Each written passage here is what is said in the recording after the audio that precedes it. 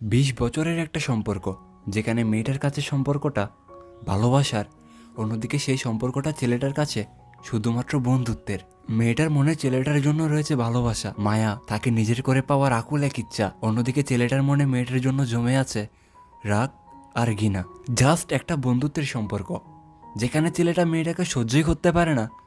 এমন একটা সম্পর্ক ধীরে ধীরে বন্ধুত্ব থেকে ভালোবাসায় রূপ নেয়। বেশ, মুভির ব্যাপারে আমি তেমন আর কিছুই বলছি না, তবে দুষ্টু মিষ্টি বন্ধুত্ব ও ভালোবাসার এই গল্পটা আপনার ভালো লাগবে।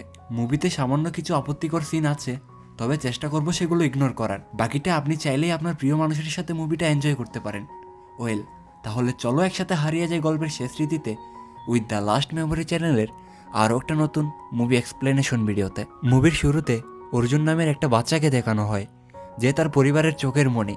তার পরিবারের সবাই তাকে খুব যত্ন করে। অর্জুন একদিন রাস্তায় সাইকেল চালানোর সময় ভাবতে থাকে তার খেলার জন্য তার কোনো সাথী নেই, একা একা তার দিন কাটে না। তাই ঈশ্বরের কাছে প্রার্থনা করে যেন ঈশ্বর তার এক গার্লফ্রেন্ড বানিয়ে দেয়। আর তখনই গাড়ি থেকে নেমে আসে অনু নামের ছোট্ট একটা মেয়ে, আর এই অনুর সাথে ছিল অনুর মা। আনু ও আনুর মা অর্জুনের পাশের বাসায় ভাড়া এসেছে। ধীরে ধীরে অর্জুন ও আনুর পরিবারের মধ্যে একটা ভালো সম্পর্ক তৈরি হয়। আনুর বাবা আজ থেকে বেশ কয়েক বছর আগেই মারা গেছে, আর সেই থেকে আনু ও তার মা একা। অন্যদিকে অর্জুন ও আনুর মধ্যে বেশ ভালো একটা সম্পর্ক তৈরি হচ্ছিল, কিন্তু সমস্যা হয় কি, আনু আসার পর থেকে অর্জুনের গুরুত্ব কমে যায়। অর্জুনের বাবা মা এখন আর অর্জুনকে আগের মতো টেক কেয়ার করে না। যে ছেলেটা আগে পরিবারের চোখের মণি ছিল, আর আজ তাকে কেউ গুরুত্বই দেয় না। অবশ্য আনু অনেক মেধাবী ছিল, ছোটবেলা থেকে সে অনেক ভালো, তাই সে সবার কাছে ভালোবাসা বেশিই পেত। কিন্তু এটা যেন মেনে নিতে পারছিল না অর্জুন। অন্যদিকে অর্জুনের বাবা সব সময় অর্জুনকে একটা কথাই বলতো, আনু থেকে কিছু শেখো, যে কথাটা অর্জুনের অনেক খারাপ লাগতো। তাই সব মিলিয়ে ধীরে ধীরে অর্জুনের মনের মধ্যে আনুর জন্য ঘৃণা জন্মাতে শুরু হয়। অর্জুনের কথা ছাড়ুন, এই জায়গায় আপনি থাকলে আপনি কি করতেন তা অবশ্যই কমেন্টে বলে যায়েন। শুধু তাই নয়, অর্জুন যদি স্কুলে কোনো দুষ্টামি করে, কোথাও কোনো জায়গায় কোনো ভুল করে, তা আনু এসে লক্ষ্মী মেয়ের মতো অর্জুনের বাবাকে বলে দিত, আর ফলাফলস্বরূপ অর্জুনকে বকা শুনতে হতো। এরপর দৃশ্য পরিবর্তিত হয়। অর্জুন এবং আনু তারা দুজনেই বড় হয়ে গেছে, তারা দুজনেই একসাথে একই কলেজে পড়ালেখা করে। আর আজ ফাইনাল এক্সাম শেষে রেজাল্ট বের হয়, যেখানে আনু অনেক ভালো রেজাল্ট করেছে, আর অর্জুন বরাবরের মতো এবারও 5টা সাবজেক্টে খারাপ করেছে। যেটা দেখার পর আনুর মন খারাপ হয়ে যায়। সে ভাবে এই নিউজটা হয়তো অর্জুন জানতে পারলে তার অনেক মন খারাপ হবে। আর দৃশ্যে তখন অর্জুনকে দেখানো হয়, সে লাইব্রেরি থেকে পড়ার নাম করে অনেকগুলো বই একসাথে নিয়ে যায়। তখন লাইব্রেরির টিচার জানতে চায় আজ পর্যন্ত অনেকগুলো বই নিয়ে গেছে, সে একটা বইও সে ফেরত দেয়নি। এই বইগুলো দিয়ে সে করে কি? আসলে অর্জুন সেই বইগুলো রাস্তার কোনো এক দোকানে বিক্রি করে দেয়। আর তেমনি এই বইগুলো বিক্রি করে যাওয়ার সময় আনু অর্জুনকে মেসেজ করে অর্জুন ফেল করেছে, এতে যেন অর্জুনের কষ্ট না হয়। আর এই মেসেজটাই পেয়ে অর্জুন রেগে যায়। তাই সেদিন রাতে ড্রিঙ্কস করে বাসায় ফেরার পথে তারা একটা গাড়িকে ধাক্কা মারে। এটা আর কারোর নয়, এটা আনুর মায়ের গাড়ি। আনুর মা এসে দেখতে পায় এই অ্যাক্সিডেন্ট আর কেউ নয়, অর্জুনই করেছে। আনুর মা বিষয়টা আড়াল করার চেষ্টা করলেও অর্জুনের বাবা চলে আসায় আর আড়াল রাখতে পারেনি। অর্জুনের বাবা অর্জুনকে অনেকগুলো কথা শোনায়। আনু যখন অর্জুনের সাথে কথা বলতে যায়, তখন আনু বুঝতে পারে অর্জুন ড্রিঙ্কস করেছে। আর কি, প্রতিবারের মতো এবারও আনু অর্জুনের বাবাকে জানিয়ে দেয় বিষয়টা এখানেই শেষ হতে পারতো, কিন্তু না। অর্জুনের বাবা যখন অর্জুনকে মারতে যায়, তখন আনু অর্জুনের বাবাকে থামিয়ে দিয়ে বলে অর্জুন হয়তোবা তার পরীক্ষার ফলাফল নিয়ে বিরক্ত, তাই ড্রিঙ্কস করেছে। প্রথমত ড্রিঙ্কস করে গাড়ি চালানোর সময় আনুর মায়ের গাড়িতে ধাক্কা দিয়েছে, অন্যদিকে রেজাল্টও খারাপ করেছে। এবার কি তাকে ছেড়ে দিবে? অর্জুনের বাবা রেগে অর্জুনকে বলে আনু থেকে কিছু শিখো, টপার হতে পারো আর না পারো অ্যাটলিস্ট পাস তো করতে হবে। অন্যদিকে আনুর এসব কর্মকাণ্ডের জন্য অর্জুনের মনে আনুর জন্য ঘৃণা জন্মাতে শুরু হয়। পরদিন অর্জুনের বোন দুবাই থেকে দেশে ফিরেছে। অর্জুনের বোন তার হাজবেন্ডের সাথে দুবাই থাকে। অর্জুনের বোন চায় আনু যেন জিএমএটি এক্সাম দেয়, কিন্তু আনুর মা জানায় সে আনুকে ভালো একটা ছেলে দেখে বিয়ে করিয়ে দেবে। জিএমএটি পরীক্ষা আনুর দেওয়ার প্রয়োজন নেই, আনুর পরিবর্তে অর্জুনকে দিয়ে এই পরীক্ষা দেওয়ানো হোক। অর্জুনের বোন এই কথাটা অর্জুনের বাবাকে জানালে অর্জুনের বাবা অর্জুনকে নিয়ে মজা করতে শুরু করে। অর্জুনের বাবার কথা হলো, যে ছেলে 4 বছরের ইঞ্জিনিয়ারিং শেষ করতে পারে না তাকে দিয়ে আর কিছুই হবে না। প্রতিবারের মতো এবারও অর্জুনের সাথে আনুর তুলনা করে, যার কারণে অর্জুন রাগ করে বাড়ি থেকে বের হয়ে যায়। অর্জুন সিদ্ধান্ত নেয় সে জিএমএটি পরীক্ষা দিবে। আর সেখানে অর্জুনের এক ফ্রেন্ড তাকে একটা সার্ভিস সেন্টারের ব্যাপারে বলে, যেখান থেকে অর্জুন চাইলেই টাকা দিয়ে অর্জুনের পরিবর্তে অন্য কাউকে দিয়ে পরীক্ষা দিতে পারবে। অর্জুন যে কোনো কিছুর বিনিময়ে পরীক্ষায় পাশ করে তার বাবাকে দেখিয়ে দিতে চায়। এভাবেই বেশ কিছুটা সময় পার হয়ে যায়। একদিকে আনু ভাবতে থাকে অর্জুন তার জীবনের সব থেকে ভালো বন্ধু, আর অন্যদিকে অর্জুন জানায় তার জীবনের একমাত্র শত্রু হলো আনু। অর্জুন পরীক্ষা দেবে না। এটা ভেবে আনুও পরীক্ষা না দেওয়ার সিদ্ধান্ত নিয়েছে। আনু যদি জিএমএটি পরীক্ষা দেয় তাহলে তো তাকে বিদেশ চলে যেতে হবে, কিন্তু সেখানে অর্জুনকে ছাড়া সে থাকবে কিভাবে? একদিকে অর্জুনের নামে আনু তার বান্ধবীর কাছে প্রশংসা করছে, অন্যদিকে অর্জুন তার বন্ধুদের কাছে আনুর নামে খারাপ খারাপ কথা বলছে। একদিন আনু মার্কেটে গেলে সেখানকার কিছু লোক আনুর সাথে খুবই খারাপ ব্যবহার করে, আর এই কথাটা আনু অর্জুনকে জানালে আনুর বান্ধবীরা আনুকে বলে অর্জুন আসবে না, কিন্তু না, কিছু সময় পর অর্জুন আসে। অর্জুন কোনো প্রকার ঝামেলা করা ছাড়াই আনুকে মার্কেট থেকে নিয়ে যেতে চায়, কিন্তু পেছনের গুন্ডাগুলো প্রতিনিয়তই অর্জুনকে নিয়ে মজা করতে থাকে। একটা সময় এদের মাঝে একজন বলে ওঠে অর্জুন ভয় পেয়ে তার গার্লফ্রেন্ডকে নিয়ে পালাচ্ছে। এইবার অর্জুন দাঁড়ায়, কি বললি বেটা, আনু আমার গার্লফ্রেন্ড? এইবার আর কোনো কথা নেই, সমানে মারতে থাকে সবাইকে। এভাবে ধীরে ধীরে আনুর মনের গভীরে দাগ কাটতে থাকে অর্জুন। আনু অর্জুনকে শুধুমাত্র বন্ধু নয়, তার চেয়েও বেশি কিছু ভাবে, কিন্তু অন্যদিকে অর্জুনের মনে আনুকে নিয়ে কোনো ফিলিংসই নেই, বরং তার মনে যা আছে তা শুধুই ঘৃণা। এভাবেই দিন কেটে যায়। মাঝখানে অর্জুন জিএমএটি পরীক্ষা দিয়েছে, আর আজ অর্জুনের জিএমএটি পরীক্ষার রেজাল্ট বের হয়েছে। যে পরীক্ষাটা অর্জুন নয় তার পরিবর্তে অন্য কেউ দিয়েছে। পরীক্ষায় সে খুব ভালো রেজাল্ট করে, কিন্তু বিষয় হলো তার বাবা তার রেজাল্ট দেখে বিশ্বাস করতে চায় না এটা তার ছেলের রেজাল্ট। কিন্তু কি আর করার, বিশ্বাস তো তাকে করতেই হবে। যাই হোক, তার ছেলে ভালো রেজাল্ট করেছে, এতে তো তার গর্ব হওয়ার কথা। আজ পর্যন্ত যখনই অর্জুনের টাকার প্রয়োজন হতো তখনই আনুর মা টাকা দিয়ে অর্জুনকে সাহায্য করত, কিন্তু পরবর্তী সেমিস্টারের জন্য অর্জুনের আরও টাকার প্রয়োজন, যা আনুর মার কাছে নেই। অর্জুন যখন নিরাশ হয়ে বসেছিল সে সময় আনু এসে তার জমানো টাকাগুলো অর্জুনকে দিয়ে দেয়। টাকা হাতে পেয়েই অর্জুন পরবর্তী সেমিস্টারের পরীক্ষা দিয়ে ভালো একটা রেজাল্ট বের করে আনে। অর্জুনের রেজাল্ট অত্যন্ত ভালো হয়েছে, আর এজন্যই অর্জুনের বাবা অর্জুনের এমন রেজাল্ট দেখে মনে করে তার ছেলে পরিবর্তন হয়েছে, এখন ভালো করে পড়ালেখা করছে। অর্জুনের বাবা খুশিতে অর্জুনের জন্মদিন উপলক্ষে পার্টির অ্যারেঞ্জ করে। সেই 4 বছর থাকাকালীন তার বার্থডে সেলিব্রেশন হয়েছিল, আর এত বছর পর আজ সেদিন পার্টি শেষে সবাই চলে যায়। তখন আনু অর্জুনকে তার কিছু মনের কথা বলে। আনু জানায় আজ তার মন ভালো নেই, কেননা তার মায়ের সাথে তার ঝামেলা হয়েছে। আনুর মা চায় না আনু জিমেট পরীক্ষা দিক, আনুর মা চায় আনু যাতে বিয়ে করে সংসার করে, কিন্তু এত তাড়াতাড়ি বিয়ে করতে চায় না, সে পড়ালেখা করতে চায়। আনু রিকোয়েস্ট করে আনুর হয়ে যেন অর্জুন আনুর মাকে সবটা বুঝিয়ে বলে। তখন বিষয়টা অর্জুন ইগনোর করতে চায়, আর কেনই বা চাইবে না, অর্জুন চায় না আনু পড়ালেখা করুক। তখন আনু জানতে চায় জিমেট পরীক্ষা দেওয়ার পর অর্জুনকে চাইলেই তাকে রেখে চলে যেতে পারবে? তার কি একবারও আনুর কথা মনে পড়বে না? আনু তো তাকে অনেক মিস করবে, কিন্তু অর্জুন আনুকে মিস করবে না। অন্যদিকে এত কিছুর উত্তরে তোমার সবকিছুই ঠিক হয়ে যাবে এই সান্ত্বনা দিয়েই চলে যায় অর্জুন। পরদিন অর্জুন সেই সার্ভিস সেন্টারে যায় যেখান থেকে সে পরীক্ষা দিয়েছে, কিন্তু সে সেখানে গিয়ে জানতে পারে ভার্সিটির সিট খালি আছে 2টো। আবার এর মধ্যে 2জন স্টুডেন্ট অর্জুনের চেয়ে ভালো রেজাল্ট করেছে, তাহলে তো অর্জুন ভর্তি হতে পারবে না। কিন্তু সে জানতে চায় তার থেকে যে 2জন ভালো নাম্বার পেয়েছে তারা কে কে। সার্ভিস সেন্টারের এই ওনার বিষয়টা মিথ্যা দিয়ে চালিয়ে দিতে চাইলে একটা সময় অর্জুন নিজেই দেখতে পায় যে 2জন তার চেয়ে বেশি নাম্বার পেয়েছে তাদের মধ্যে আনু একজন। আর এই বিষয়টা দেখে অর্জুন পুরোপুরি রেগে যায়, কারণ সে কখনোই আনুর চেয়ে পিছিয়ে থাকতে পারবে না। তখন সে সার্ভিস সেন্টারের ওনার জানায় যদি অর্জুনকে যেতেই হয় তবে এদের 2জনের মধ্যে যে কোনো একজনকে বাদ দিতে হবে। আর এই কথাটা শুনে যেন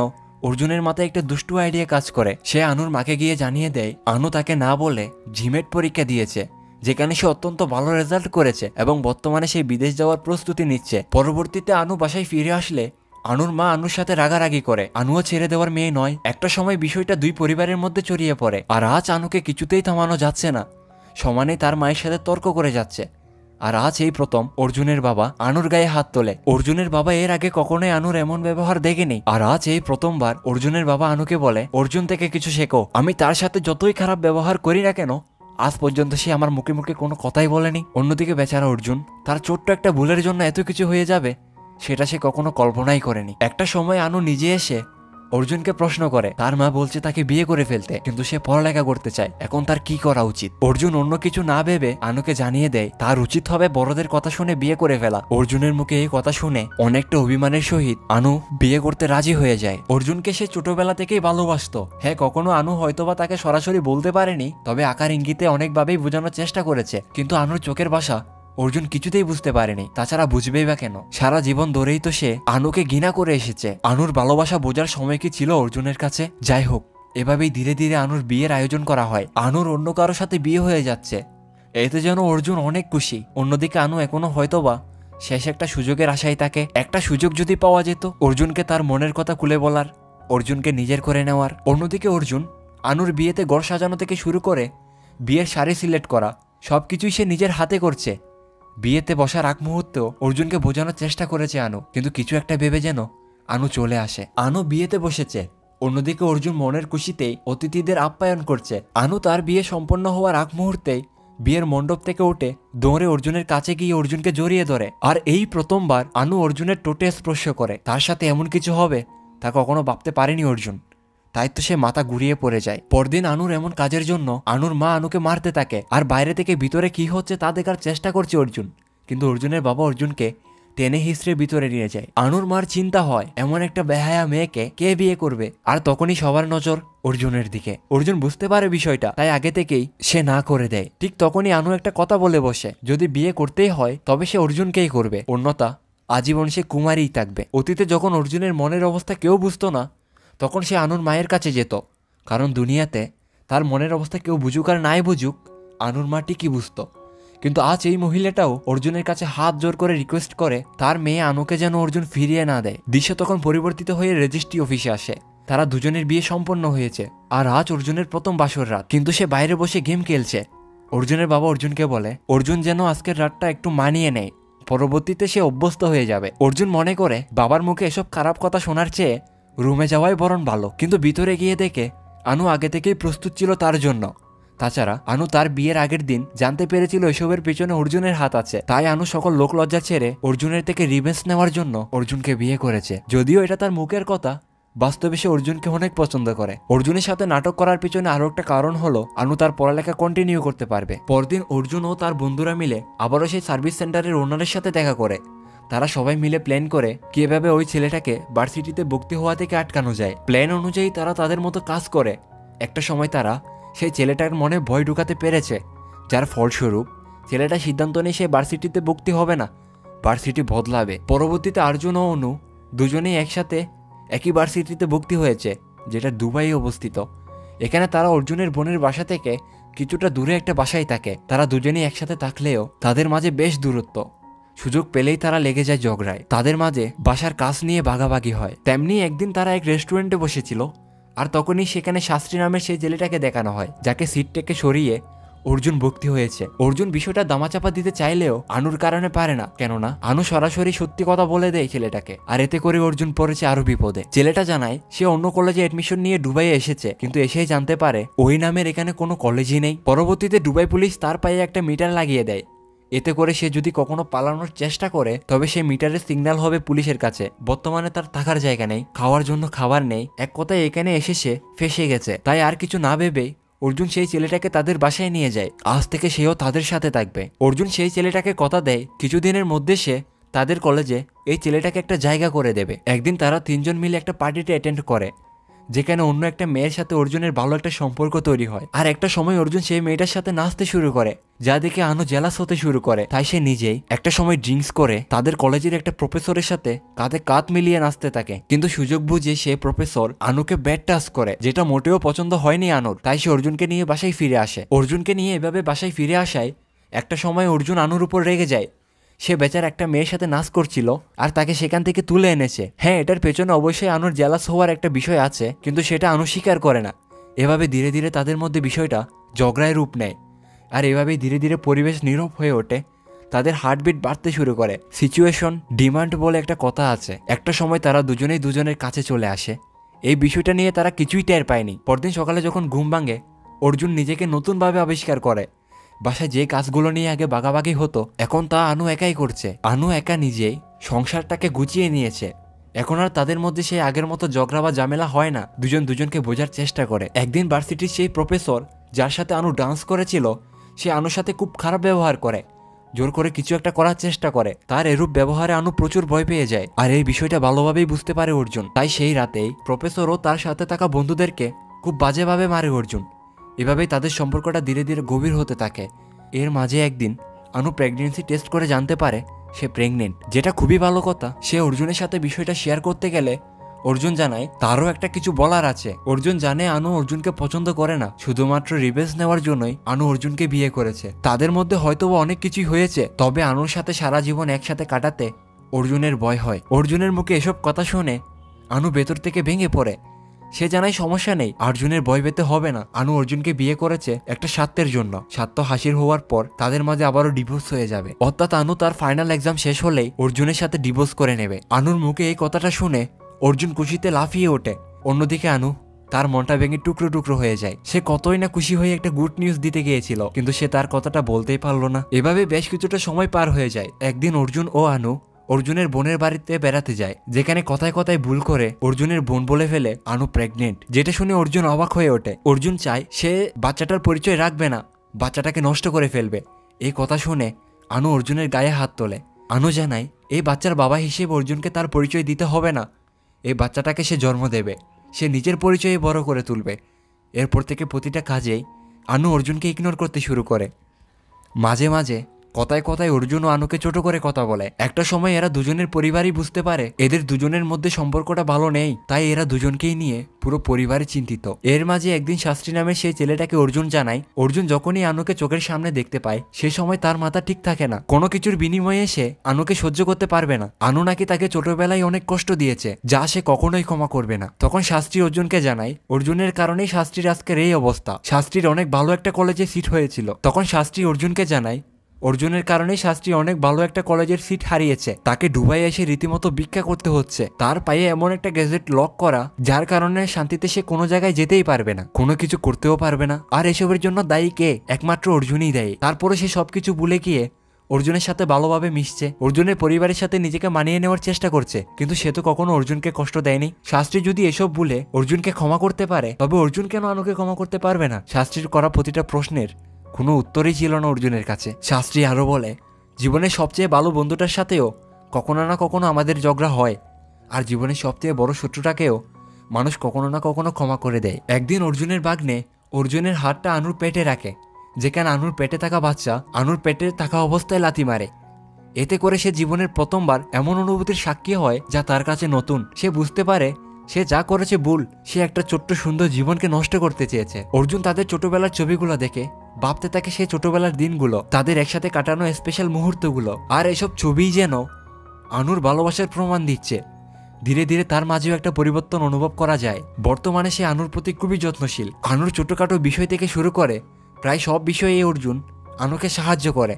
এমন একটা পরিস্থিতিতে এসে অর্জুনের পরিবর্তনটাও আনুর কাছে অভিনয় মনে হতে শুরু করে। এইভাবেই বেশ কিছুটা সময় পার হয়ে যায়। একদিন আনু অর্জুনের হাতে ডিভোর্স পেপার ধরিয়ে দিয়ে বলে তাদের মাঝে আজকের পর থেকে আর কোনো সম্পর্কই থাকবে না। কিন্তু অর্জুন জানায় সে এটা চায় না, সে এটা হতে দেবে না। আনু এর কারণ জানতে চাইলে অর্জুন তাদের ছোটবেলার ছবিগুলো দেখিয়ে বলে এই কারণেই অর্জুন কখনোই আনুকে ডিভোর্স দেবে না। তাদের এই স্মৃতিগুলোই বলে দেয় আনু অর্জুনকে কতটা ভালোবাসে। আর তখন ইমোশনাল হয়ে আনু বলে হ্যাঁ, এটাই ভালোবাসা। আনু চেয়েছিল চিরকাল অর্জুনের সাথে থাকবে। সে অর্জুনের কতগুলো ভুল ক্ষমা করেছে। আনুর ধারণা ছিল হয়তোবা বিয়ের পর সব বদলে যাবে, কিন্তু অর্জুন কখনোই বদলায়নি। এক পর্যায়ে অর্জুন হাত জোর করে আনুর কাছে ক্ষমা চায়। অর্জুন জানায় অর্জুনের জীবনের প্রথম ক্রাশ হচ্ছে আনু। সে সৃষ্টিকর্তার কাছে একটা গার্লফ্রেন্ড চেয়েছিল, যার বিনিময়ে ঈশ্বর আনুকে দিয়েছে। কিন্তু আনু অর্জুনের জীবনে আসার পর থেকে যারা যারা অর্জুনকে পছন্দ করত, আদর করত, তারা অর্জুনের বিষয়ে ভাবা বন্ধ করে দেয়, যা দেখে প্রচুর হিংসা হতো অর্জুনের। আর এরপর থেকেই ঘৃণা। এভাবে একটা পর্যায়ে আনুর পেটে প্রচন্ড ব্যথা হতে শুরু করে। তাকে ইমার্জেন্সি হাসপাতালে নিয়ে যাওয়া হয়। একটা সময় অর্জুন বাইরে বের হয়ে আসে। কিছু সময় পর অর্জুনের এক ফুটফুটে সন্তান জন্ম হয়েছে। অর্জুন বর্তমানে আনু এবং তার বাচ্চাকে নিয়ে খুবই খুশি। এভাবেই অর্জুন ও আনুর হ্যাপি একটা এন্ডিং এর মাধ্যমে মুভিটা এখানেই শেষ হয়ে যায়। এতক্ষণ আমার সাথে থাকার জন্য সবাইকে অসংখ্য ধন্যবাদ। ভিডিওটা যেহেতু শেষ পর্যন্ত দেখে ফেলেছেন, তাহলে আর কি কিপটামি না করে ভিডিওতে একটা লাইক করে দিন, আর কমেন্টে জানান গল্পটা আপনাদের কেমন লেগেছে। আর আমার চ্যানেলে নতুন হয়ে থাকলে চ্যানেলটিকে সাবস্ক্রাইব করতে ভুলবেন না। দেখা হচ্ছে নতুন কোনো ভিডিওতে নতুন কোনো গল্প নিয়ে। সে পর্যন্ত সবাই ভালো থাকবেন, সুস্থ থাকবেন। আল্লাহ হাফেজ।